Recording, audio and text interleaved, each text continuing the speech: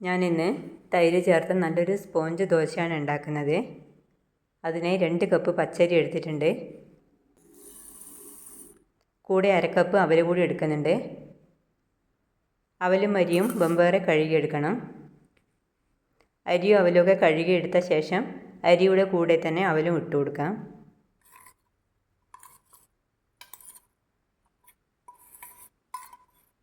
അരി അളന്നെടുത്ത അതേ കപ്പിൽ തന്നെ 3.5 കപ്പ് തൈര് കൂടി എടുത്തു വെച്ചിട്ടുണ്ട്. അതും അരിയിലേക്ക് ഒഴിച്ചു കൊടുക്കാം. നികക്കെ ഒഴിച്ചു കൊടുത്താൽ മതി.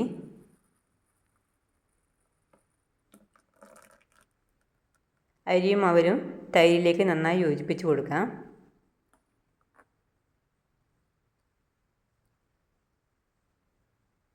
ഇനി ഇത് അടച്ചു വെച്ച് 6-7 മണിക്കൂർ കുതിരാൻ വെക്കണം. അരി നന്നായി തൈരിൽ കുതിർന്ന് വന്നിട്ടുണ്ട്. 6 മണിക്കൂർ കുതിർത്ത് വെച്ചതാണിത്. ഇനി ഇതിലേക്ക് ആവശ്യത്തിനുള്ള ഉപ്പ് കൂടി ചേർത്ത് അരച്ചെടുക്കാം. കുതിർത്ത് വെച്ച തൈരിൽ തന്നെ അരച്ചെടുത്താൽ മതി. തൈര് ഒഴിച്ചത് കൂടുതലാണെങ്കിൽ തൈര് മാറ്റി വെച്ച് സാധാരണ ദോശമാവിൻ്റെ പാകത്തിൽ നന്നായി അരച്ചെടുക്കണം. മയത്തിൽ അരച്ചെടുത്ത മാവ് മറ്റൊരു പാത്രത്തിലേക്ക് മാറ്റി കൊടുക്കാം.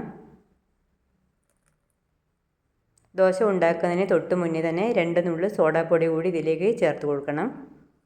പൊടി ചേർത്ത ശേഷം ഇളക്കി വെക്കാം. ഞാനൊരു തവ അടുപ്പത്ത് വെച്ച് കൊടുക്കുന്നുണ്ട്. തവ ചൂടായ ശേഷം ഒരു തവി മാവ് കോരി ഇതിലേക്ക് ഒഴിച്ചു കൊടുക്കാം. മാവ് പരത്തണ്ട. കുറച്ച് നെയ്യ് കൂടി ചുറ്റിലും ഒഴിച്ചു കൊടുക്കാം. ഇനി തീ കുറച്ച് വെച്ച് അടച്ചു വെച്ച് വേവിക്കാം. മുകളിൽ വേവാത്ത മാവില്ലെങ്കിൽ എടുത്ത് ഉപയോഗിക്കാം. ദോശ മറിച്ചിടരുത്.